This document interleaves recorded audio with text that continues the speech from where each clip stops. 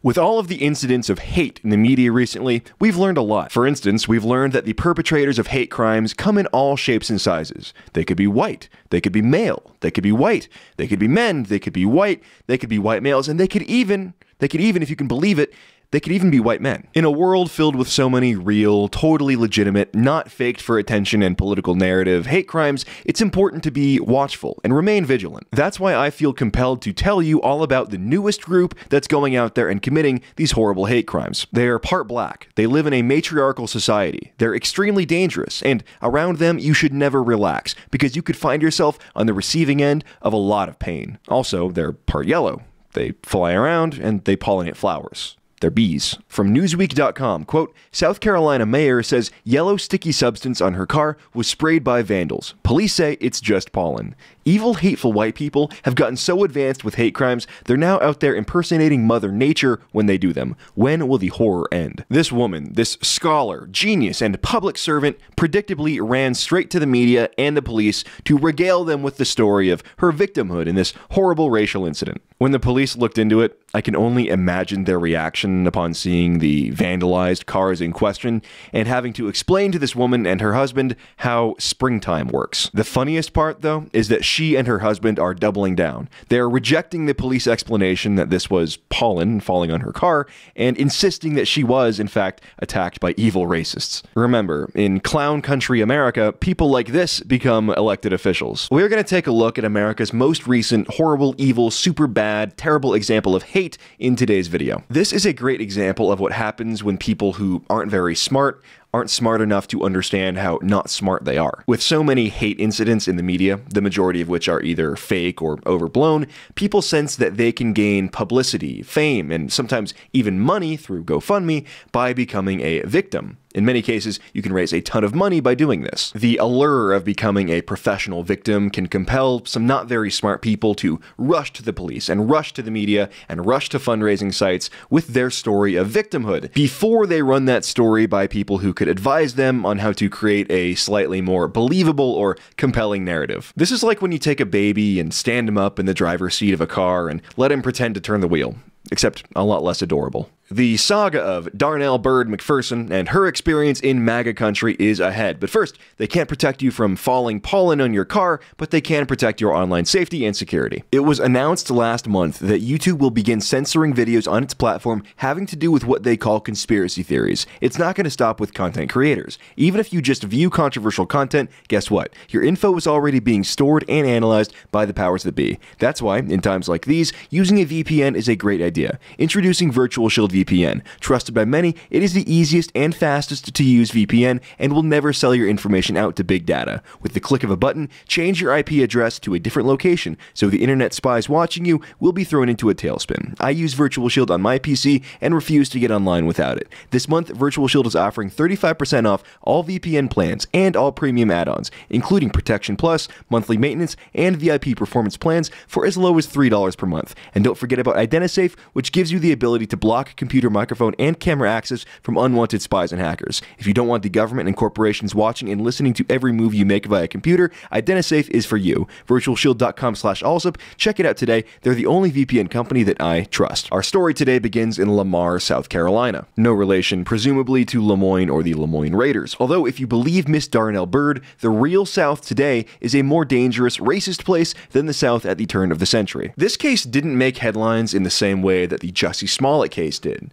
As unbelievable as the Smollett case was, the media desperately wanted to make it real, and as such, they were running wall-to-wall coverage trying to convince people that Smollett had actually been attacked. But the case of Miss Darnell Bird McPherson is on a whole new level of things that definitely didn't happen. Most mainstream media outlets didn't report on this story at all. They didn't want to touch it, because they knew that if they reported it, it would be so obviously fake that it would further erode people's confidence in fake hate crime claims. One leftist news outlet that did take the bait was Newsweek, and we'll be referring to their article about the story in today's video. I'm really amazed by the literary straight face with which this reporter is able to tell the story. Somehow, he seems to be taking it seriously. The mayor of a South Carolina town believed she was the target of a hate crime after cars belonging to her and her husband were dusted with a mysterious yellow sticky substance. Local and state police investigated the claims made by Lamar Mayor Darnell Byrd McPherson, who reported that on February 7th at 10 p.m. local time, someone sprayed her 2017 Symphony Silver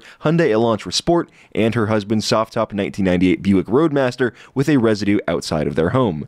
The material, she remembered, got all up in the grooves of her husband's gray sedan. White people really be out here inventing new solvents and sprays and adhesives and chemicals in order to keep a brother down. Let's assume for a moment that this actually happened, and she was in fact targeted by hateful, evil, racist, bigot people. One would assume that these vandals would at least then throw in at least an N-word or two here or there, make it believably racial. They would at least do a backwards 1599 Hail Hitler swastika or something at least. But she's not even alleging that. Just that these vandals partially recolored her cheap Korean sedan and her husband's garbage heap jalopy in a spotty shade of yellow. This is less KKK, more KRYLON. And the fact that her husband drives a 1998 Buick Roadmaster really completes the mental image for me. When that vehicle was released 20 years ago, it was voted by Car and Driver as the vehicle best suited for robbing drug and liquor stores. The wagon edition was complimented for its large trunk storage space, perfect for hauling the bodies of snitch-ass nibbas, or loading up with copies of your mixtape to sell at 2 a.m. in the 7-Eleven parking lot. Truly a car of the people. The material, she remembered, got all in the grooves of her husband's gray sedan. The mayor had recently returned to her home after a meeting in the larger city of Hartsville, about 22 miles north of Lamar. My husband went out to the car to get some things out of the garage, she told Newsweek. He said, "Somebody's painted your car." All right, are you ready for the big reveal, the shocking piece of forensic evidence that will prove once and for all that racism in America is alive and well?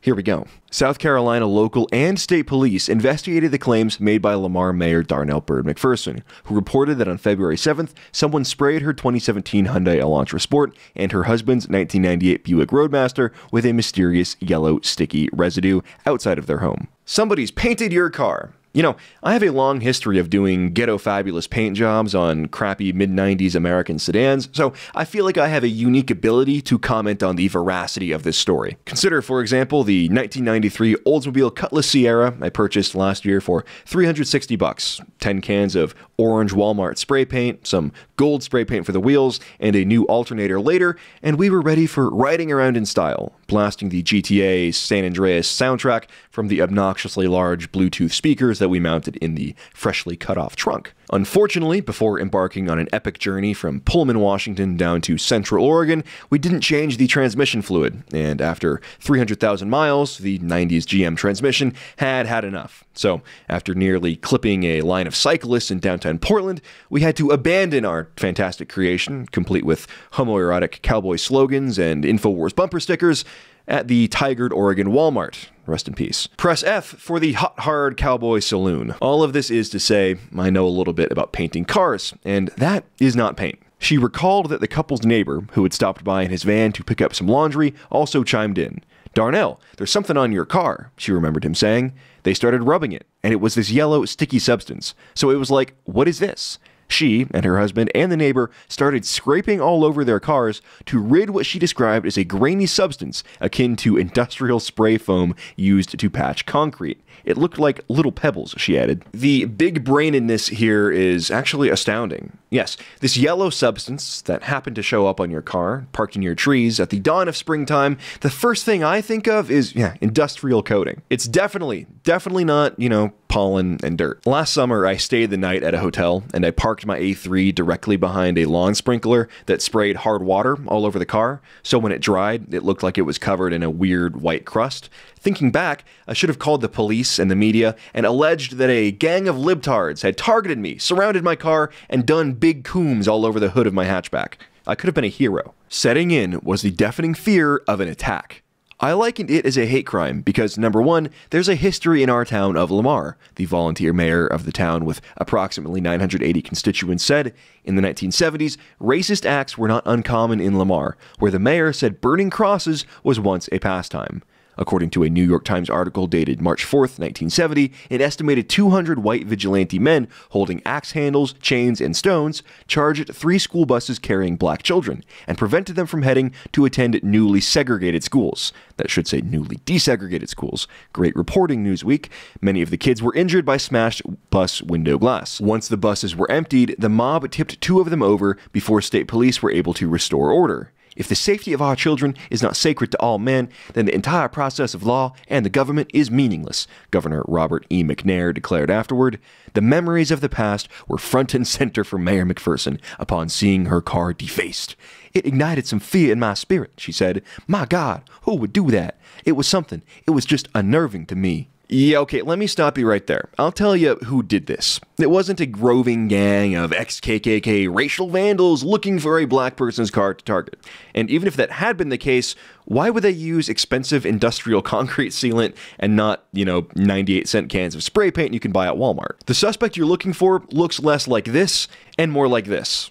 And his conspirators are these guys. And this guy, too. There's no way these people have lived in the South for as long as they allegedly have and not seen pollen on a car before. There's no way these people believed that they were actually the victims of a hate crime. Of course, like nearly every alleged hate crime we hear about in the media, this is a total hoax. The report went on to detail how the mayor and her husband streaked a finger over the tarnished parts surfacing the car and realized it was not paint and the substance could be removed with a finger, similar to pollen. She explained in the interview with Newsweek that there were no words or symbols drawn on the cars. The cars were parked in the street near the end of the couple's driveway, a block and a half from Lamar's downtown. To me, that was a message, she said. A message to what? Not park your car in front of trees? To park your car in the garage to protect it from the elements? To hose your car off in the morning before you leave for work? Yeah, racists are well known for working in conjunction with Big Water to target black people with pollen on their cars so they're forced to rinse their cars in the morning and use more water. That is the conspiracy. You're onto something. The mayor is hard-pressed to understand why she was targeted. I have a good reputation, she said. I've never been subjected to something like this. Both cars were rigorously cleaned the day after the incident, and therefore a sample of the substance, whatever it was not preserved. The substance wasn't saved, and the cars were actually cleaned, pressure washed twice. There was no substance, so they didn't have it for the investigation, argued McPherson. Yes, I'm sure the forensics lab would have been all over that one, working incessantly, night and day, burning the midnight oil to try to figure out this new racist chemical being used to target people's cars. Actually, in the clown country that we live in, I'm sure they probably would have been. And the Justice Department would have been all over that. Darlington County Sheriff's Office Lieutenant Robbie Kilgo explained that an investigation was opened to determine what the substance was on both cars. We found it to be pollen, Kilgo explained in an interview with Newsweek. There was no reason for us to collect a sample. The report that was taken included details of an examination by 2 sheriff's officials, a sergeant and a deputy, immediately came to the conclusion that the substance had a yellowish tint to it and that it's a type of powder similar to pollen. Though the possibility was raised that the car's mysterious coating could have been pollen and not the result of foul play, McPherson remained convinced someone was behind it. It's something, she said. Something that's sticky that stuck to my car and took 2 different solutions to get it off. Kilgo explained that once the mayor was intent she'd been attacked, the local agency referred the matter to the South Carolina Law Enforcement Division, or SLED. Due to the suspicion from her of being a hate crime, we couldn't say no, he said. The report added that the mayor also had a possible suspect in mind at the time of the incident. What, a B? Barry Benson? There's a police officer who came to me and said, "There's rumors out there that they're going to assassinate you," the mayor recounted. She had asked the local law enforcement to file a complaint about the purported death threat as well. "That's a federal crime," she said she told the officer at the time. Yes, I'm certain that really happened. This story is a total joke, and the fact that 2 law enforcement agencies' time and resources had to be wasted to satiate the ego and anti-white political objectives of this woman is surreal. This is not the kind of thing that happens in a serious country. This is what happens in countries that are actually 2 clowns standing on each other's shoulders, wearing a trench coat and pretending to still be a real country. You want to laugh because of how ridiculous this is. I mean, you have to. Pollen falls indiscriminately on everybody's car. Pollen has no racial bias. This black family gets pollen on their cars, and they call the media and the police in an attempt to manufacture a hate crime with themselves center stage as the victims. It's so silly, but at the same time, time, this is a blood libel against white people. She's making a baseless accusation that she was victimized, presumably by whites, in an attempt to gin up anti-white political sentiment. That element of the story shouldn't just be laughed off. What we're seeing in the Jussie Smollett case, to this case, to the various other hate hoaxes across the country, at schools, universities, etc., is a desperate attempt, a desperate desire by so many people to be victimized by white people. People are so desperate to be victimized by whitey that they're willing to deface their own property, injure themselves, paint swastikas on their own synagogue, all in an attempt to gin up anti-white sentiment, and make white people look like hateful, evil bigots. Cases like this, obviously fake hate incidents, need to be talked about and amplified because they further erode public confidence in hate crime culture. And that totally disarms a major vector of anti-white politics. Until we accomplish that, you can find me out in the parking lot, armed with industrial solvent, working on the paint job on my next custom epic gamer mobile.